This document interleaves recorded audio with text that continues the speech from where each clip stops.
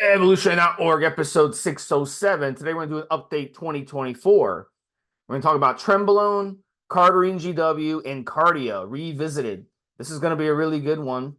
And a lot of you out there, you want to use Trenbolone, you want to use Cardarine, you want to use them together. And you want to know, is it going to help me? If I do use Trenbolone, would using Cardarine with it help with some of these side effects that I don't want to go through? Nobody wants to go through the side effects from Tren, right? And a lot of you out there, you're excited to use Tren, and you'll make I'll notice you'll post a thread, maybe you'll start a log where you're using Tren, and you're like, I'm doing 45 minutes of fasted cardio every day on Tren. And I'm like, no, you're not, because you're not going to be able to do Tren 45 minutes of fasted cardio every day on Tren. It's just not plausible, because Tren absolutely destroys your cardio. You're going to be like a guy like in the middle of the desert after like 3 or 4 days who got stuck in the middle of the desert and is trying to make his way out. You're going to be huffing and puffing. You're going to be in a crazy sweat. You're going to be like hypoglycemic. You're going to be shaking and all that stuff. So a lot of you would be better served cutting your cardio down, but also on top of that, not just cutting cardio down, but also adding GW to the mix. And that's what we're going to talk about. And we're going to talk about specifically, how to do it. How much GW do I need to use with Tren? How much Tren do I need to use with GW? And it's very, very important to do it. So at the end of the day, a lot of people, they want to get the most out of Tren. A lot of people, they might want to shred up or cut on Tren. They might want to recomp on Tren. They might want to bulk on Tren. They might want to get stronger on Tren. Tren can do all the above. All the above. A lot of people, they'll run Tren and they'll shred up even on a shitty diet. And they're like, oh, Tren's a shredder. Tren's a cutter. Tren's not a bulker. No, it's actually one of the best bulkers out there. You're just not using it for that purpose. Or you're just one of those skinny guys who are a quote unquote hard gainer and you can't gain anything. But in reality, Tren allows you to put on a shit ton of mass in a short amount of time. That's why it's been given in the cattle industry to cattle for a reason. It's to make them bigger so that the farmer gets more money for his cattle. Since they weigh them per pound, it's not so the cow gets smaller so he gets less money. And then also when it comes to powerlifting, how many powerlifters out there use Tren? If you want to be at your very best with Tren, I hit all-time strength PRs with Tren. So there's a lot of different benefits of Tren. We're going to talk about it definitely in this one. So at the end of the day, they both work really good together. And Cardarine beat GW 501-516. Keep in mind, Cardarine, it's not a SARM, it's a PPAR agonist. So it's going to help you open up those. It's going to help you use up energy differently in the body. So it's not only going to help with your fat loss, but it's also going to help with your endurance. And that's what we're going to talk about today when it comes to cardio. The cardio changes that you'll notice on GW within a couple days. If you really, really know your body and you're used to doing cardio and you run GW, you'll be like, wow, I'm definitely seeing a difference when it comes to how much wind I have. And I'm going to explain exactly how GW works in a second. But I'm afraid to bring in Mobster to kind of intro the podcast in his own words. Go ahead, Mobster. Yeah, I mean, I was just thinking, Steve, about when I did my cut, which I've discussed on other podcasts that we've done. And I mean, my cardio is essentially daily steps, roughly 2.5, 3,000 steps at a time. And my minimum target is 6,000 steps a day. So when I did my cut, as well as obviously cutting back on calories, I increased my cardiovascular activity. So I added a walk per day, so another 3,000 steps.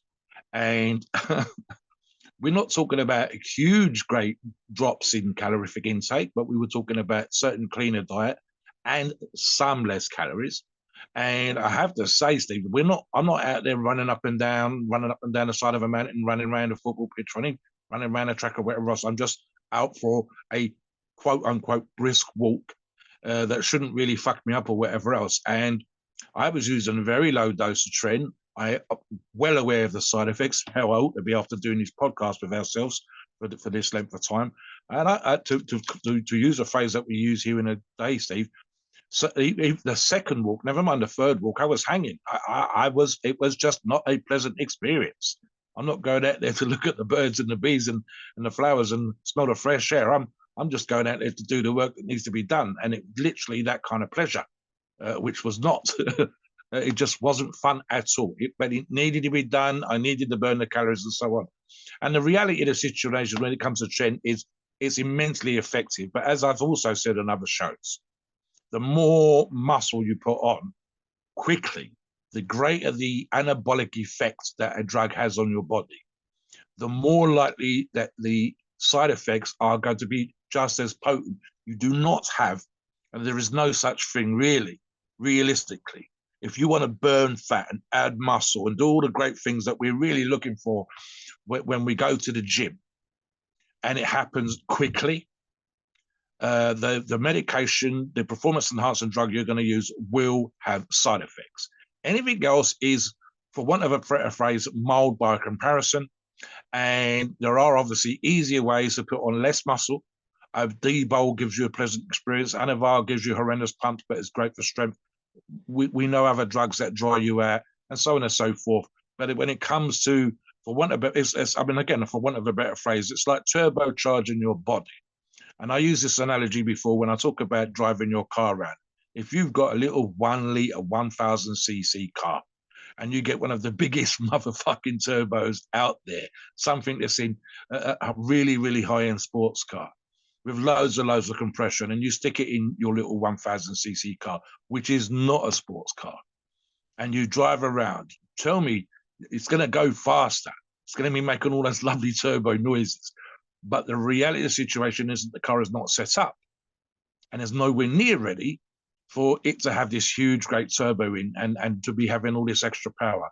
And it's going to burn more fuel. It's going to smoke more. It's going to need better oils.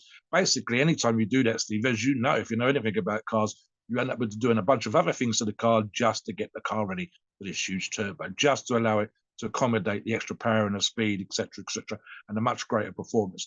And the same thing applies to us. So, you know, when we're talking about doing Tren, I want listeners to be ready for Tren. I don't just mean listening to this podcast and do your research.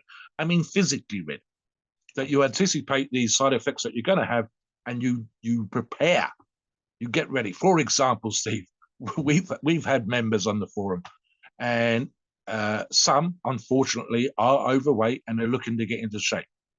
Would we recommend someone that's 30% body fat to use Tren? Absolutely fucking not. Would we recommend someone that's had heart issues to use Tren, even at 20-25% body fat? Absolutely not. Would we recommend someone that's had a serious illness to use Tren? Absolutely not. And the reasons why is it will stress a healthy body. It will stress a lean body. But of course, it's unbelievably effective. So what we're constantly looking for, and the reason for this show, we're looking to get an edge. Tren's definitely going to give us that edge, but it has to be taken seriously. You have to be aware of the side effects. And the edge that we're looking for with this podcast is a way to accommodate as much we possibly can with some tips, some tricks, but specifically with Cardarine, aka GW, as a means and a method to kind of overcome some of the worst side effects. And specifically, I mean, what we're talking about here today, the focus of today is to overcome the impacts, the serious impacts. I was only doing fucking steps, Steve. The serious impact that Tren has on your cardio. Steve, for example, has been a 5K and beyond triathlon runner in the past, triathlon athlete in the past, and I couldn't imagine running a 5K on Tren. I couldn't imagine at all doing a triathlon on Tren. Hell, Steve, I wouldn't want to do a 400-meter or 100-meter sprint on Tren. So, you know, just going out to jog and do the cardio that we like to do in the gym, whether it's riding the bike, rowing the rowing machine, doing the cross trainer, the treadmill, the obvious treadmill, and then trying to do that while you're cutting calories, trying to do that while you're getting ready for a competition, and to literally have a coach or PT say, oh, I'm going to need 90 minutes of cardio today, and you're on track. I mean, so yeah, we need to negate those side effects as much as we possibly can. There will still be some, but here's the one. We're going to try and help you today by talking about benefits of GW with the impact on cardio. Back to you, Steve. So it's important to understand a little bit about Cardarine. We talked about it on other podcasts, but let's talk about it now. And if you want to get more in depth, please check out those other podcasts, come on our forums, check out the articles, and learn more about it. But let me kind of give you a synopsis of how Cardarine works and what it is. So it's a drug. It's not a hormone. It's not a SARM. It's not a steroid. It's a straight up drug. And it binds to the PPAR receptor created by GlaxoSmithKline and Ligand Pharmaceuticals back in the early 90s. It was discovered that Cardarine, when binding to the PPAR receptor, recruits what is called the coactivator PGC-1A enzyme. This is very important to remember. And then it increases the expressions of the genes involved in the expenditure of energy. When I was talking about that earlier, the way it changes the way your body expends energy. So this is beneficial not just for fat loss, but it's also beneficial for endurance. They've also found in studies that it helps protect against obesity. It helps increase fatty acid metabolism, and it helps protect against type 2 diabetes. So it makes you more insulin sensitive. That's really good. Now, when it comes to increasing HDL, which is good cholesterol, and decreasing LDL, which is bad cholesterol, it also does that. So it's good for your cholesterol levels. It also helps when it comes to increasing the expression of the cholesterol transporter ABCA1. And this is why it's so good for your lipid health and your heart health overall. So Cardarine will activate the same genetic pathways that are involved in exercise. So it's almost like exercise in a bottle. And it was also studied for treating cardio disease before its development was halted in 2007. Now, when it comes to all these things I just mentioned, anything from the way your energy is expended, the way it boosts insulin sensitivity, the way it helps with cholesterol, the way it helps guard against type 2 diabetes, the way it helps with your heart health overall and your heart rate and getting more wind. Everything I just said, Mobster, Tren does the opposite. So running GW with Tren is almost like common sense because it's like balancing all the bad shit that Tren does. It's doing good. Now, having ran these two together, let me just tell you this: is GW using GW with Tren going to, let's say you run a 5K in 25 minutes, which is absolutely respectable, okay? Especially for someone who bodybuilds is holding a lot of muscle. I mean, good gosh, if someone like Mobster or me ran out and did a 5K in under 25 minutes, the way our physiques are and the way as strong as we are and the way as muscular we are, that would be incredible. That would be an incredible accomplishment. Now, when I used to be an endurance athlete, of course, I ran 5Ks in 18 minutes. Yeah. You know, but back then it was different. I had the physique of a runner. I had a physique of an Ironman, of a triathlete. I was able to swim. I was able to bicycle. But now, you know, when you switch to bodybuilding, you put on a muscle. So let's say, you know, we're running Mobster and I are running a 5K 25 minutes. This is pretty damn good. It's a pretty good pace for a 5K. Now, if we were to take Tren, our 5K would probably drop closer to 30 minutes. And we would finish the race so fucking dehydrated and in such a big sweat, especially if it was a hot day. I've seen runners finish races as soon as they cross the finish line, they throw up, okay? All that water and all that Gatorade, which you shouldn't be drinking during a race. You shouldn't be drinking Gatorade, all that fucking acid in your stomach and garbage in your stomach. But some people do it anyway because they're stupid. But I've seen, but this is a common thing in races. I've seen people during the race go to the side and just, you know, throw up. So if you're on Tren, you're going to be throwing up. You're going to be dehydrated. You're going to be pissing brown shit. You're going to be sweating up like crazy. And you're going to really struggle with therming. Now, if you throw in GW in the mix, are you still going to be at 25 minutes? No. That I cannot promise you, but I can say it's going to be somewhere in between that 25 and 30-minute mark, and you're going to be less winded, and you're going to be less sweaty, and you're going to be less nauseous and dehydrated because the things that GW do for your heart and for your body and for inflammation in the body and all that stuff that offsets what Tren does is going to be beneficial to you. But no, it's not going to make while you're on trade. Like if you're a runner and you're like, oh, I'm gonna run Tren and then I'm gonna stack GW in it, I'm gonna be fine. You're not. Tren is gonna absolutely still. It's going to override the GW. So it's not magic here, but it will No. help. And it will help in areas where you don't notice it's helping, like with cholesterol.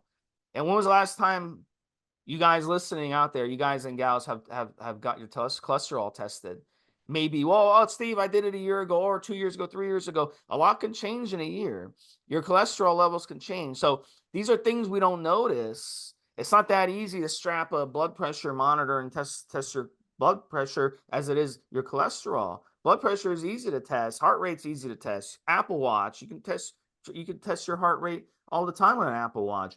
But when it comes to cholesterol levels, either you got to donate blood or you got to go get blood work done to see your cholesterol levels are.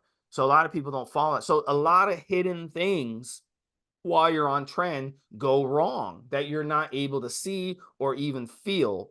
But GW will help you with that. So it really is a great tool to mitigate a lot of these side effects. Mobster?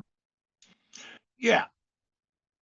I'm thinking, Steve, for example, when Steve talks about running just now, I remember running some miles with my buddies, and I was having one of those days when I was so full of energy, it was unbelievable, Steve. And I think I did 1.25 miles in 6 minutes after we'd already run some miles. I just had it in my head, I was going to do this, it's going to go. And that included stopping for traffic. So I would have probably done like 5 fucking minutes, Steve. It was unbelievable. I mean, that's just to give you an indication of the difference between being, I think I would have been 160, 170 pounds then versus being well over 300 pounds. Now I'll be lucky to run for the fucking bus. It's just not going to happen. I can get out, I can do my steps, I can climb a mountain, but slowly. Something else as well, and it's not just Tren, Steve. You and I both know that the effects of pretty much all anabolic steroids on your cholesterol, with maybe one or two that do not have that as great an impact, and specifically, again, even oral steroids, for the majority of times, your blood test will show that your cholesterol is being impacted. So anything that's going to help your cholesterol levels and improve your results is going to be great. Something else as well. I mean, for example, I'm looking at the article here. I powerlift, I strength lift. So my pace in the gym tends to be less than perhaps a bodybuilder. And in fact, arguably, bodybuilders should rest as little as possible just as soon as the wind comes back, and then get back under time, under tension, get back under the bar, get back under the machine and start pushing. And really, when Steve and I talked about it, a real full-on kick your own ass, work a body part, properly workout.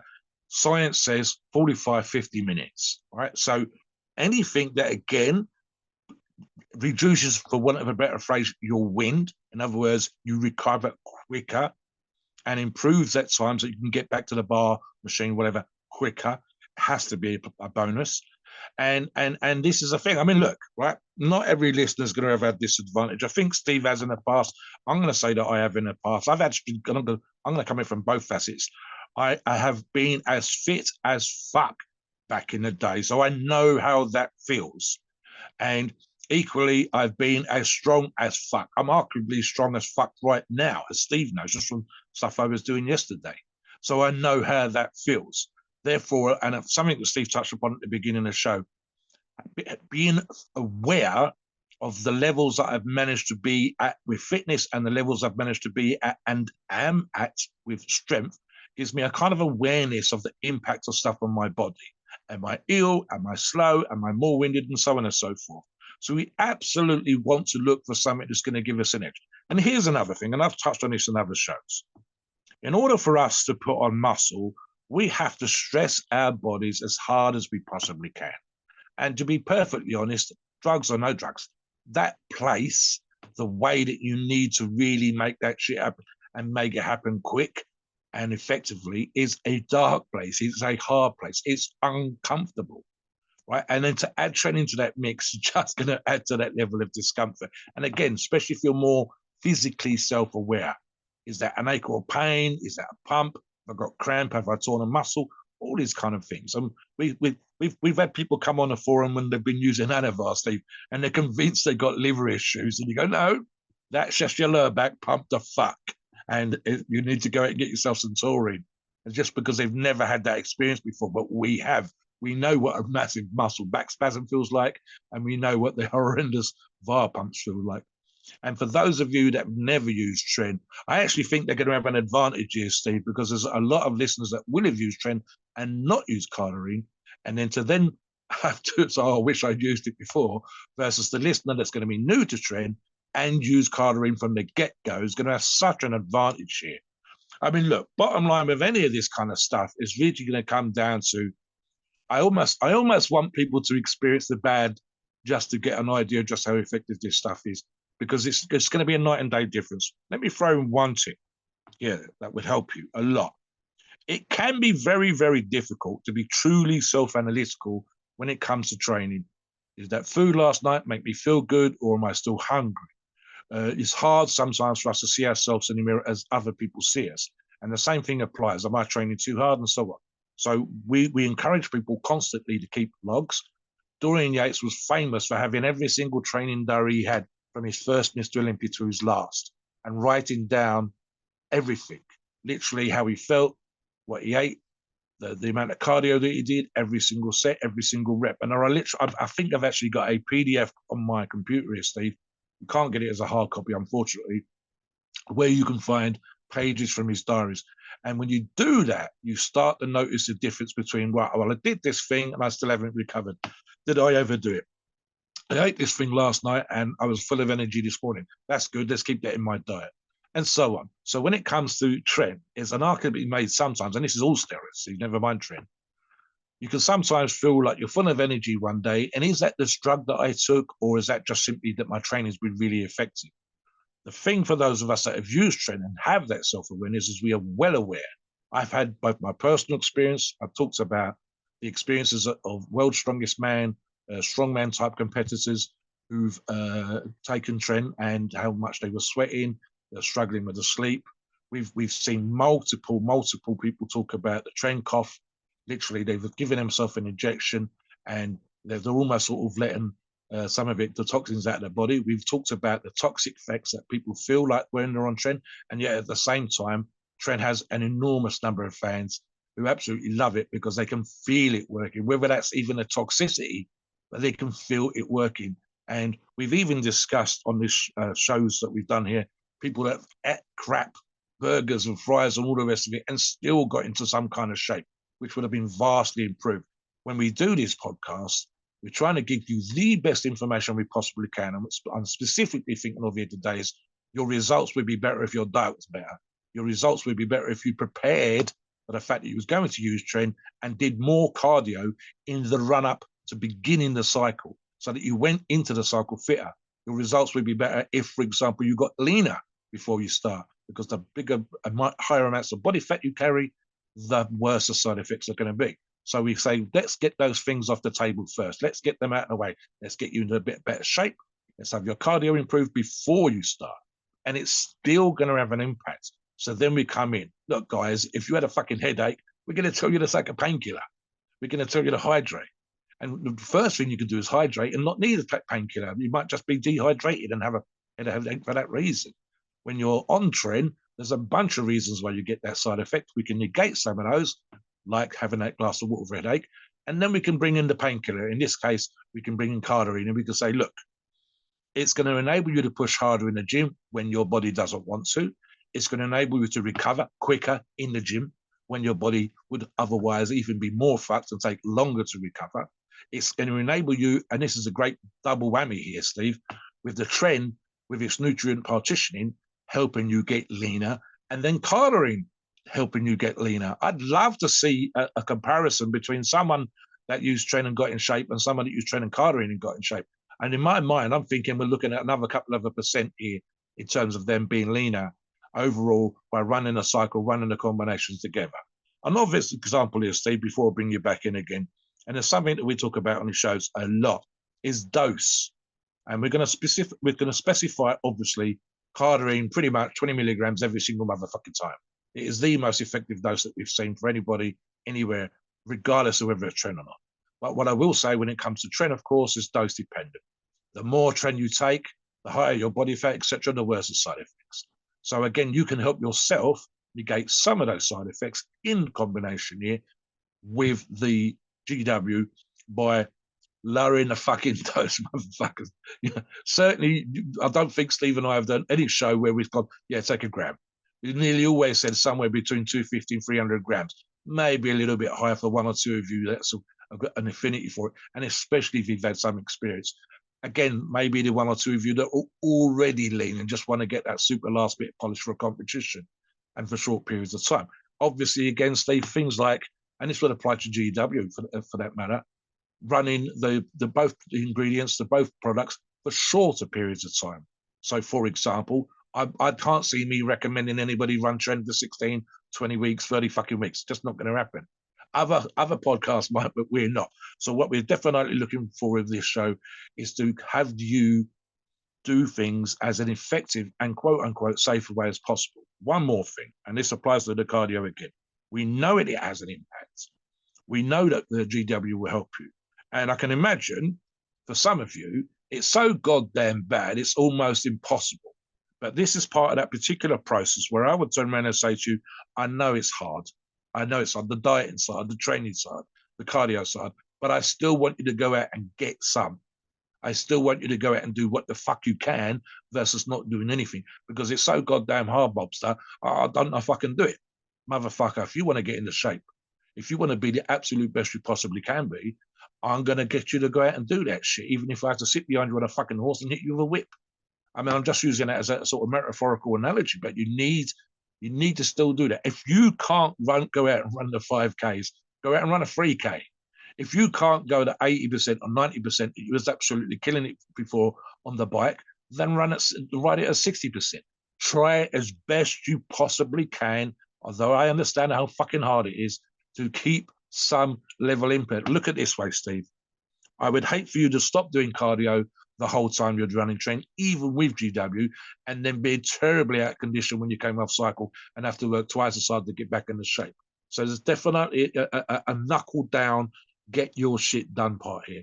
But we're going to try and help you with this information to encourage you to run as effectively as you can, safely as you can, and using the assistance of GW to try and keep that cardio in there because we know that cardio is effective. We know that Tren works fantastically well. And we know that some of you have got the real desire to go out there and absolutely grab it by the fucking horns and do what you need to do when it comes to the gym. Back to you, Steve.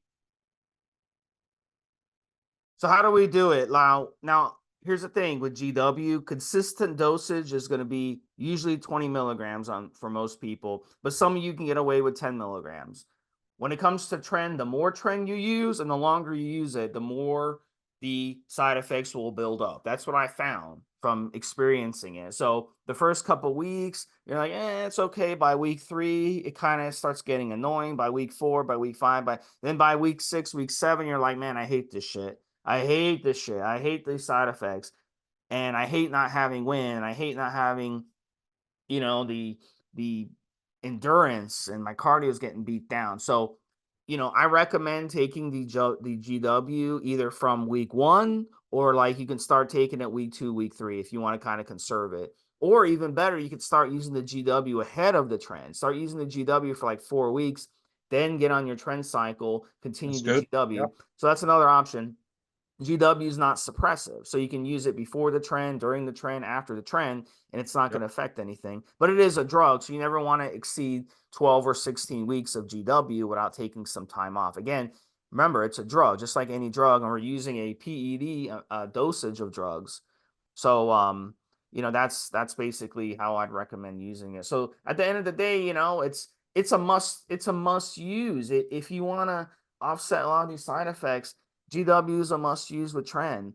And then keep in mind, the more steroids that you stack with Tren, the more other side effects will get worse. Like if you stack a bunch of testosterone with Tren, your cardio will get even worse because now you're not only dealing with those inflammation issues from Tren that Tren causes and the rise of insulin resistance and all this stuff, but now you're also dealing with water retention. You're getting a lot of water retention on top of it. So not only do you have a hard time with wind, now when you run or go do cardio, now you're carrying jugs of water on top of it, you see? So it gets worse and worse. Or if you're running another steroid that's androgenic, you're going to get more harsh side effects. You're going to get more dehydrated. Your liver is going to take more of a beating. You're going to lose more energy. So the more you stack with Tren, the worse it's going to get. So at the end of the day, you know, is GW going to be the miracle cure? No. But is it going to help? Yes. And it's going to help a lot more, as I said earlier, than what you are noticing. It's going to help things inside your body. It's going to help your heart live. It's going to help your heart withstand more of the trauma that you're doing as well. So go ahead, finish up, Mobster. We're out of time. I think it was a good show. One of the things that Steve said at the beginning, I'm going to echo this at the end, right? You can literally, and we're going to associate an article with this podcast, you can literally look at the list of side effects for Tren, and we've discussed some of them, and you can look at the list of positives for Cardarine, and you can literally see that you're almost ticking off the boxes there, Steve. You can go, well, there's an issue, I can sort that with that. There's an issue, I can sort that with that. Listen, guys, we understand your desires to get crazy strong. We understand your desires to get crazy big and crazy muscular, get ripped for a show, get ripped for the beach, get ripped for a modeling gig or whatever else.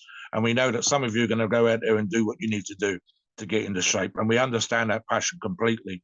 So what we're looking at here is those of you that are sensible, listening to this podcast, doing your research, getting your shit together and saying, right, if I'm going to run the Tren at this dose, what can I fucking do to get into shape, not have as many of the side effects? How can I negate some of that stuff? I'm not going to be a fat motherfucker. I'm going to do cardio. I'm not going to do thousands of milligrams a week, etc., etc. And I'm going to listen to Stevesmi and Da Mobster and to the podcast. And I'm going to say, listen, right, this is what I need to do because they got their heads on. And that's what they would probably do in the same circumstances as me. And to try my absolute best to negate as much as I possibly can some of the worst side effects of running Tren at the same time. And that's what we're here for. Please note, we are not doctors and the opinions are ours. Is our view and based on our experience and views on the topic. A podcast are for informational purposes and entertainment only. The freedom of speech and the First Amendment applies.